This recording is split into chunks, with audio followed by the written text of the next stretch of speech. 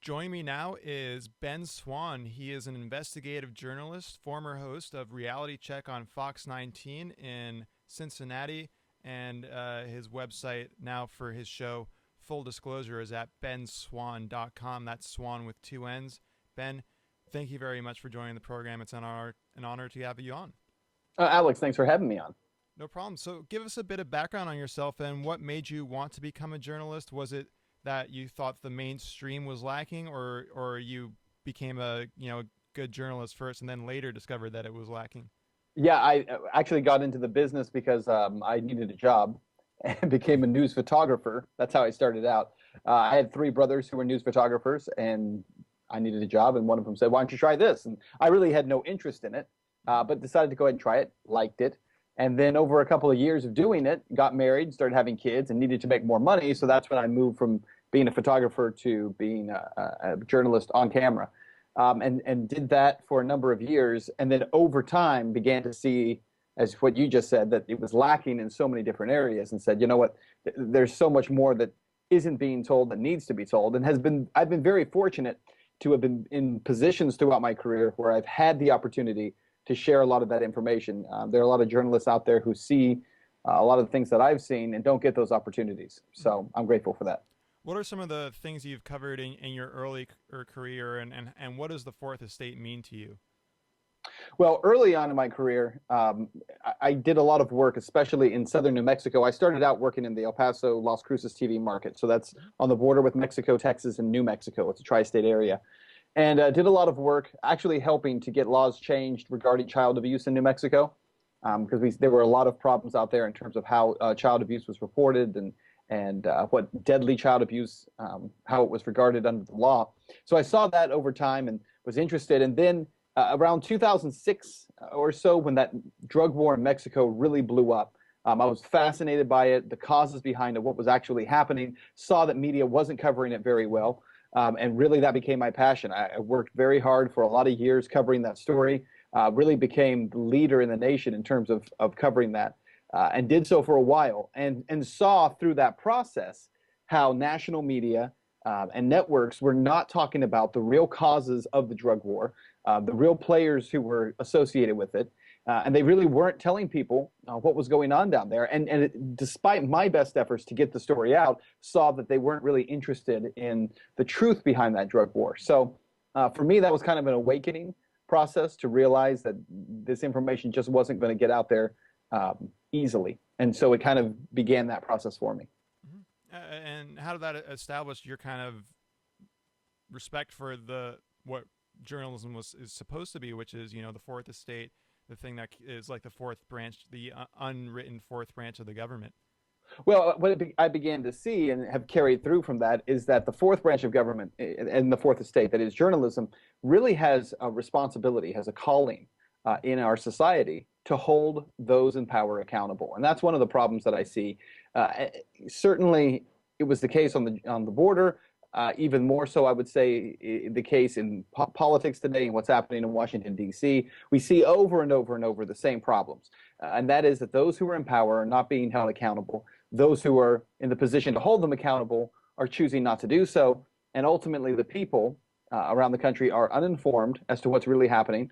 And we're watching their constitutional rights, their rights as citizens being stripped away day after day after day, and media is doing nothing to stand up to it and say, you know what, this is wrong. It's flat out wrong, and that's really our responsibility. And I would say the last 3 years of my career, I've really been challenged more to push that, to stand up for people and to stand up against those who are in power. Speaking truth to power, I think, is really the responsibility of any journalist. Definitely. And talk about how you eventually became a part of Fox 19 in Cincinnati, what it was like pitching a truth-telling television show, and what influence did the Ron Paul revolution have on you? Well, I think it started out, moving to Cincinnati was a chance to do something different. I had been on the border for almost my entire career, and so it was time to try something different. I did not come here with the intention of starting this truth-telling segment. It was actually pitched to me when I got here as doing kind of a Snopes-style journalism. But I thought it was an intriguing idea and started working through it. And fortunately, I was in a position where the station just gave me leadway and said, do what you want to do. And it was an incredible amount of work. And I think they respected how much work was being put into it, and so they kind of left me alone. And then as I worked through it and worked through this process, saw this fan base developing of people saying, I'm glad you're talking about this, but it becomes a self-feeding machine, right? So you do a story about something and you talk about truth, and then all of a sudden people who are interested in that come to you and say, hey, you did a great job talking about that. Talk about this, or look into this, or what about this story? And so as that starts to happen, people have referred to it as how far down the rabbit hole you're willing to go. But it really is an interesting experience. And what I have found is so much of the context of what I've covered has come from other people saying and challenging me as a journalist, saying, look into this issue, look into this story. Some stories are legitimate, some stories are not legitimate. But as a journalist, that's an exciting place to be when people are constantly coming to you and feeding this kind of information to you. Definitely. And when did you discover Congressman Ron Paul and the Liberty movement? Well, that was kind of an interesting thing, too, because a lot of people have suspected, because of the fact that I covered so heavily the delegate situation in 2012 and the disenfranchisement of those Ron Paul delegates from state to state and Ron Paul voters. I didn't see it as covering Ron Paul voters. I saw it as covering American voters. I saw it as covering those who were being disenfranchised by the Republican Party, those who were being disenfranchised by an electoral system that was supposed to echo their voice and instead was suppressing their voice. And as I began to cover it, I was just talking, I did one story about the fact that Ron Paul in one of his debates got 89 seconds of time to speak. At the time he was polling, I think, third and right up near the top. In comparison, Rick Santorum, who was polling dead last, and I think at the time there were 12 people running on the Republican side, he was running last and he got 5 minutes, like 49 seconds. To speak. And I looked at that and said, well, it seems very strange to me. And I wasn't doing this, again, as a Ron Paul supporter. I didn't know hardly anything about him. But just said it's strange to me that the way this race is being covered, this guy isn't getting any time. Why is he polling so high if no one knows who he is? And started to look into him and just did one story saying, how does this work that he gets so little time? And it just blew up. All these people show up out of nowhere and say, yes, we're those people. We're the ones who were, getting him into these polls. We're the ones who were voting for him. We're the ones, who are supporting this man. And so they started challenging me, saying, why won't media talk about him? And I thought, is media not talking about him? I guess they're not, but I'm sure there's a good reason. And then started to look at him and what he was about and what this whole, I see you're wearing the T-shirt there, but the whole Ron Paul revolution is a revolution of ideas. It's not based on one man. It's based on people saying we want truth and we want honesty and we want our liberty and our freedom back. And became very interested in that movement and what it was about. So I think I kind of found the movement, and at the same time, much of the movement found me, and it was kind of something that coalesced really well together. Definitely, and it certainly is beyond one man, and you do the same thing that he has been doing is bringing truth, and you touched up on a lot of major issues that the mainstream would not touch upon, a lot of which to do with our foreign policy, especially in the recent years with the Bush and Obama administrations and their use of drones overseas. How did you end up interviewing President Obama, and how did you ask the tough questions in regards to drones and Guantanamo detainees, and what do you think? Has he lived up to his answers? Well, a couple things. How did I get the interview? The interview was actually fairly easy to get in comparison to what most, especially local journalists, would go through, because I'm in Ohio. And during the 2012 election, of course, Ohio is this big battleground state. And so politicians from both sides, Romney was here so many times. Paul Ryan was here so many times, President Obama. So as they were coming back and forth and visiting, we put in our request to be able to do an interview. And we didn't get very far with it.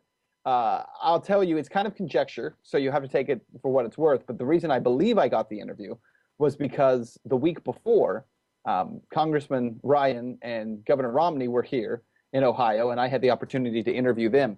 And I sat down with them, and it was a tough interview, and really pushed them on issues of why delegates from Maine were being disenfranchised and stripped of their credentials after they were duly elected. And again, people would look at me and say, oh, you just care because they're Ron Paul people. And I would say, it has nothing to do with whether they're Ron Paul people or Newt Gingrich people or Rick Santorum people. These are duly elected delegates from the state of Maine. They are Republicans who won these opportunities to go and to represent the people of Maine in this Republican National Convention. And they're being stripped of that because they're following the rules, but the RNC doesn't like how they're following the rules. And so they're going to be stripped. And so I pushed him on that. I pushed Congressman Ryan on why Todd Akin at the time was being thrown under the bus by Republicans when he himself had co-authored personhood legislation along with Todd Akin. And I think what happened, because of some things I was told, I know for a fact that the Obama folks in Ohio saw the interview. And I know they were very pleased with how hard I was on Governor Romney and on Congressman Ryan. And I think what they did was they assumed that because I was hard on those two, that I was part of this left-right paradigm in media where if you're going to blast these guys, then that must mean he's favorable to us. And so I think they saw me as being a friendly voice. And I guess they were wrong when we got in there to do the interview. Do you think he lived up to his answers? And what did you think of his answers at the time? Well, I think the answers were pretty generic. He didn't answer anything with great specificity. For instance, I talked about Syria at the time. And at the time, very few people were talking about this at all, including alternative media. And since then, now we're hearing, kind of all over the place about Al-Qaeda in Syria. And one of the questions I asked him was why the United States would be supporting the Syrian uprising when there are reports that there are so many Al-Qaeda fighters there. And his response was, well, we're going to be careful about that. But, yeah. I mean, you can't really not live up to that. It doesn't really mean anything. I'm being careful, but I'm still providing weapons. I'm still providing money. Mm-hmm. So I think on that one, on the NDAA, I talked to him about that. He made no specific statement other than to say that he agrees that there is concern about indefinite detention. So a lot of the answers that he gave were very, very generic. Obviously, he had not been prepped for these questions or prepared for them because he had no idea they were coming. Mm-hmm. But I don't really think there was anything to live up to there because he didn't give any specific things that he would do, actionable steps. Definitely. And on the subject of Syria, you've definitely been covering it in depth for a while, as the U.S. government has pretty much been causing a civil war under our noses, I guess, without much care from the general public. On Reality Check, on a major news network, you rightfully pointed out that the CIA created Al-Qaeda in the first place to fight against the Soviets. We did the same thing in Libya, covertly created an artificial uprising out of thin air after Gaddafi announced that he was going to introduce a gold dinar and dump the dollar. How are we repeating ourselves again in Syria, and what are the implications and possible repercussions of the government's actions? Yeah, a couple things on that. First of all, we actually done a brand new piece, that folks can check out over at benswann.com, and it's about Al-Qaeda in Syria. And it goes into a lot of these details. But one of the things that people need to understand, exactly what you just said, that what happened in Libya is exactly what's happening in Syria. There was no true civil uprising in Libya. It was completely fabricated. They were Al-Qaeda fighters. We knew that. We knew who the fighters were because these were guys that we had actually captured in Afghanistan. They were sent back to Libya to help in this fight against Gaddafi. Gaddafi had given up his weapons of mass destruction. He had played nice with the West for many, many years. But as you mentioned, because he wanted to unhinge the petrodollar, there was a huge push to get rid of him. And by the way, even as I say that, and folks who hear that and say, oh, that's all conspiracy theories, look it up. It's not hard to find. It's not information that's difficult to come across. So I would encourage people to do that. But what we're doing in Syria right now, and what's particularly interesting about this, is because Libya just happened, and we just saw the results of that. 4 dead Americans from the U.S. there in Libya. And by the way, there's a lot of belief that the reason that happened is because we've been running guns from Libya to Syria and to the FSA. But what's happening now is you have this group, Al-Nusra Front, in Syria that is, number one, it was designated in December of 2012 by the U.S. government as a terror organization. In April of 2013, it was announced that it is by Al-Qaeda in Iraq, that Al-Nusra Front is the Syrian branch of Al-Qaeda in Iraq. We know this.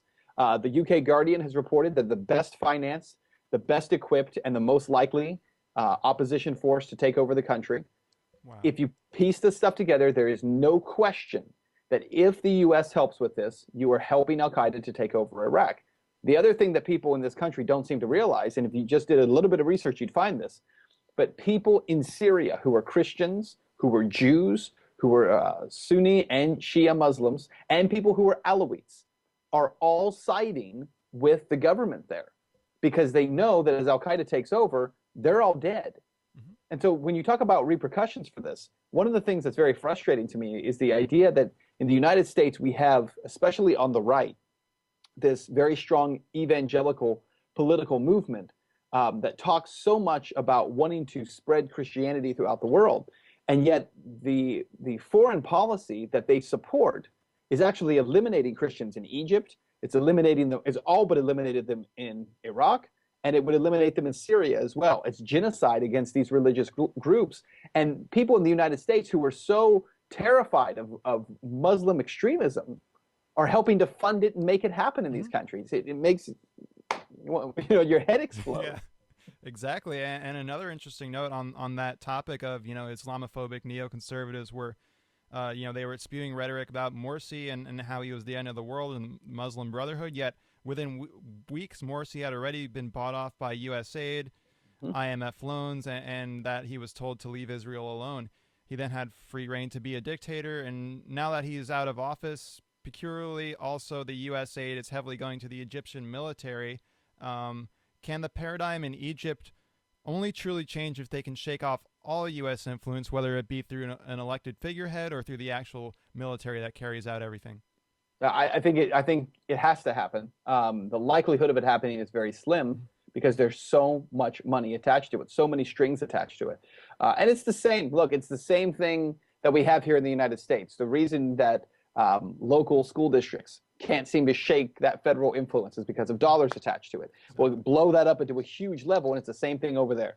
In Egypt, they can't shake themselves of our influence because of the amount of money we constantly pour into those nations. And so you're right. Right now, it's the military that we're giving this money to. And what's fascinating about that is the fact that our government won't refer to this as a coup.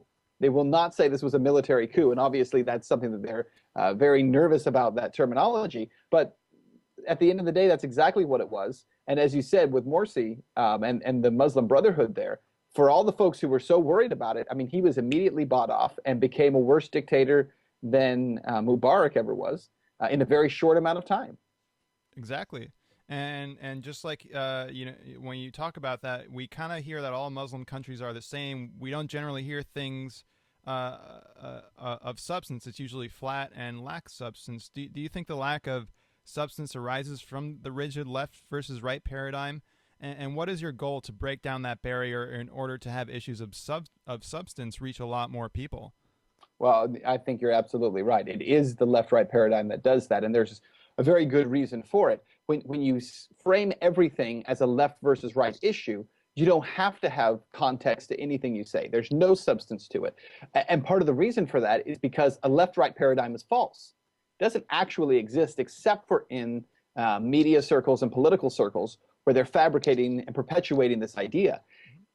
The left versus right paradigm tells us that everything is framed through these issues. And yet, when you start talking about issues like the Constitution or about rule of law or about constitutional rights of Americans, the reason that we keep seeing the loss of liberty in this country is because of that left-right paradigm. The right disregards rule of law if it interferes with the rights paradigm. The left disregards it if it interferes with the left's paradigm. What we want to do is, first of all, focus on younger Americans and folks who I believe, and I believe this is the majority of the country, are truly liberty-minded, but they just haven't heard a liberty message. And part of that is because of, again, this paradigm. Most of the guys that I know and girls that I know who are really becoming liberty-minded are not necessarily Ron Paul supporters. They're recovering neocons or they're recovering progressives who are saying, well, this party doesn't represent me anymore, so I don't know what I am. And then I'll tell them, well, you may be a liberty-minded person, but you just don't know what that means. It doesn't have any meaning yet. And so part of this project that we've put together, this Truth in Media project, is about cutting through those issues and refusing to allow a left-right paradigm to dictate to us, number one, the kinds of issues we cover, and number two, the information that we present. And so people who have watched me for a long time will know there are times when I have, first of all, my audience is very broad. So a lot of very conservative people, Tea Party folks from the right, anti-war Democrats from the left, progressives, anarchists. I mean, it's kind of across the board. But one of the things I find is that I manage to upset all of them on a regular basis, because even people who say they don't want to fall into that paradigm fall into that paradigm. And so they'll find themselves saying, well, how can you think this? Or why would you think that? But the bottom line is that the pursuit of truth, the pursuit of real, honest truth, I believe leads people to liberty. It doesn't mean that we have to all define liberty the same way. We don't have to do that. And that's the beautiful thing about it. I don't have to decide that my view of liberty, however I view it, must also equal your view. The left-right paradigm tells us it does, but we know that's not true. So seek truth, and I think it will ultimately lead you to liberty. Definitely. And when it comes to left versus right in the electoral system and the political system, it really seems to me to be the left and right hand of the Federal Reserve. Talk a bit. We touched up on the GOP convention. Talk a bit about how you covered. I mean, it was a telepromptered, scripted counting of the delegates.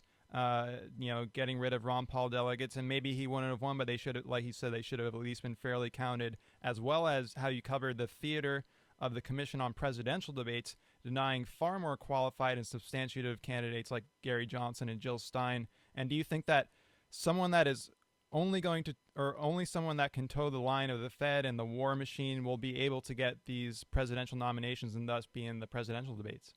Well, one of the things we have to do in this country, and I think one of the first things the liberty movement needs to really focus on is, first of all, I think you need to help me with my project. Let's start there, because there needs to be truth in media. If you don't get information out to the masses and you only talk amongst yourselves, you're never going to see a serious movement take place. So one thing we have to do, and that doesn't mean it has to be just me. There are a lot of voices out there, but we have to get the information war on our side. We have to be putting information out to people about what's really happening. I would say the majority of Americans have no idea what the Commission on Presidential Debates actually is, what its function is, where it comes from, when it began. Now, I've explained some of this in my program before, but we have to get that out on a much bigger level to people. You have to pull the curtain back so folks can see the wizard standing behind it. That's first. Second of all, if we're going to see a shift, you have to break that commission's power, because it is designed to protect only two parties. It's built by the two parties, and it will protect the parties. Listen, I don't know if Gary Johnson would have been president of the United States. Nobody knows that for sure. I'm sure Gary feels like he had a very good shot at it. I think he had a very good shot at it. But I'll say this, if Gary Johnson had been allowed to be in those presidential debates, he would have had a very serious shot at winning the White House.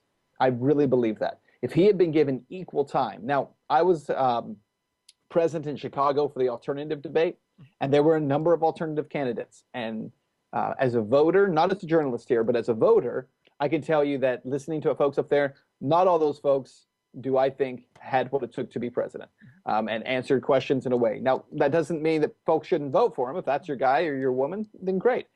But they didn't all have that. And I think what Gary Johnson brought to the table was someone who was so ready.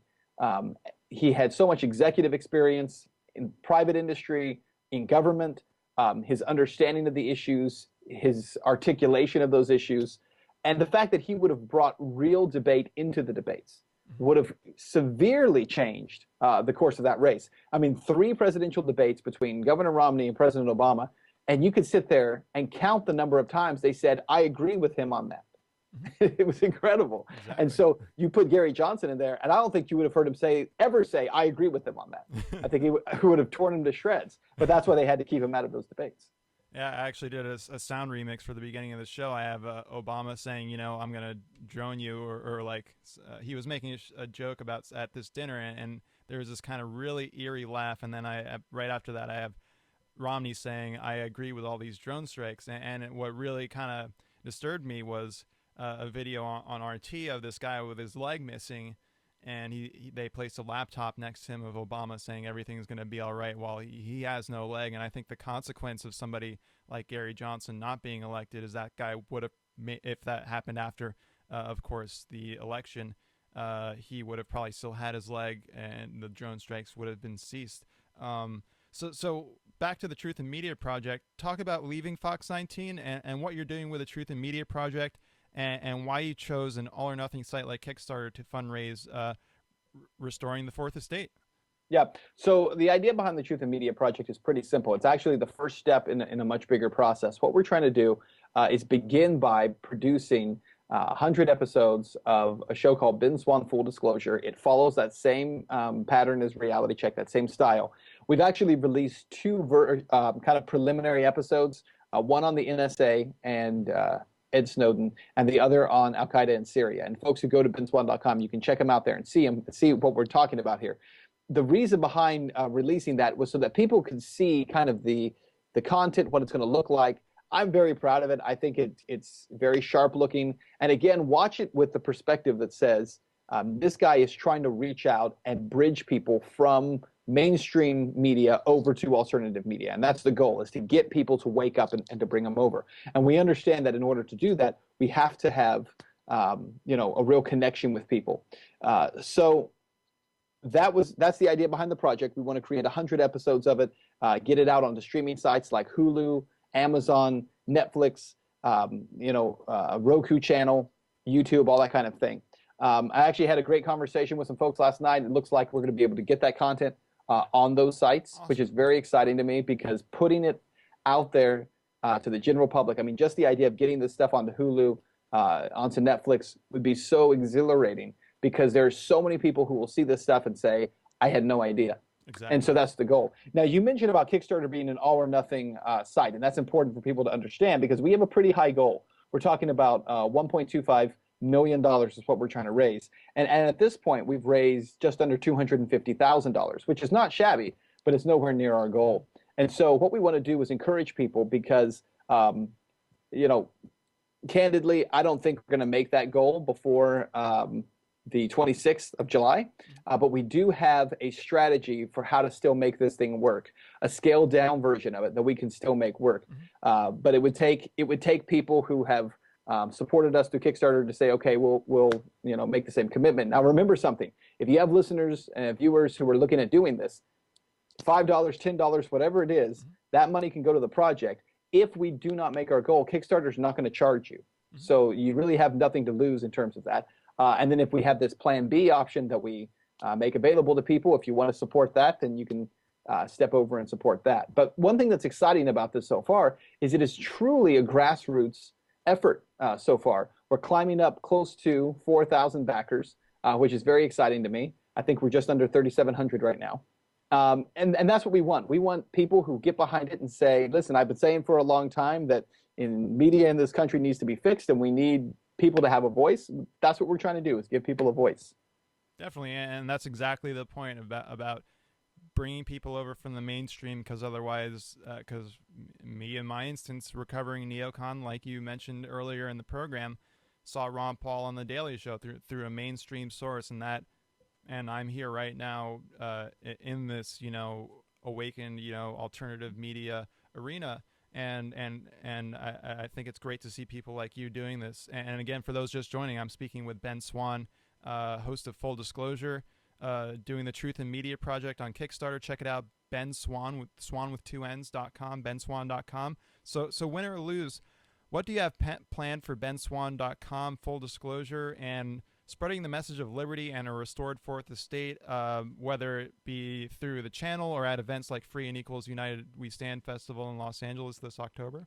Well, what we're doing is right now we're actually launching something called the Liberty is Rising Tour. So we'll be speaking around the country at different places. I've been in Iowa already, in Georgia. We're going to be in New Hampshire on the 26th of July, and then in Maine on the 27th.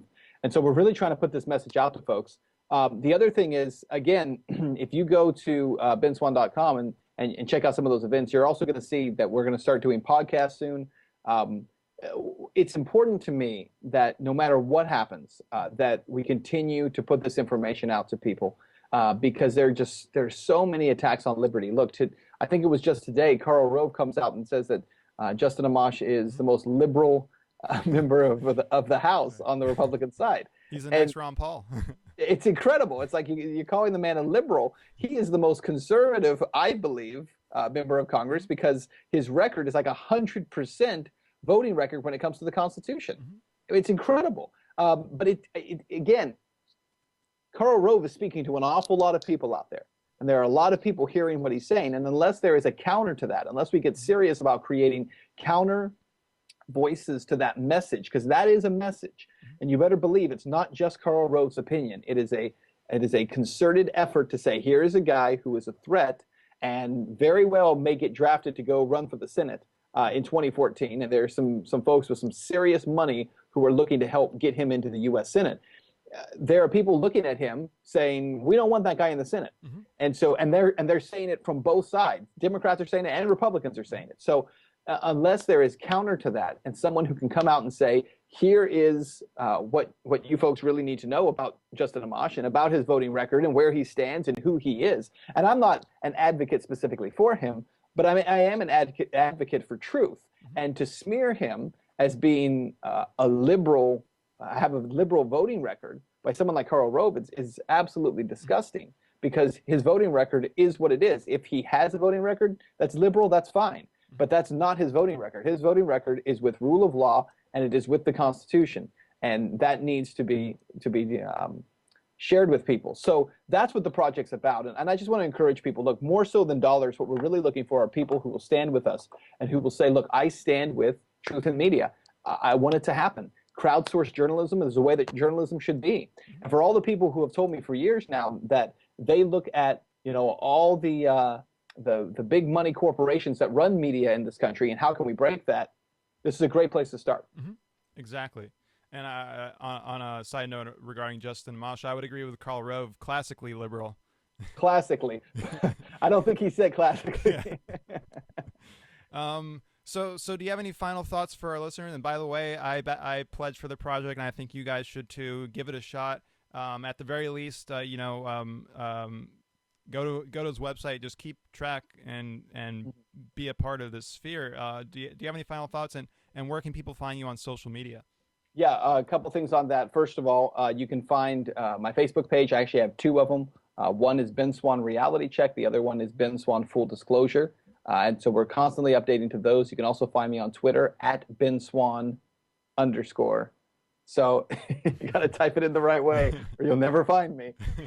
And so we're on social media quite a bit, putting information out to people. Listen, just about the Truth in Media Project. Again, I just want to encourage people to go and look at it and don't look at it as, well, is he going to make his goal? I don't know, so maybe I shouldn't stand with it.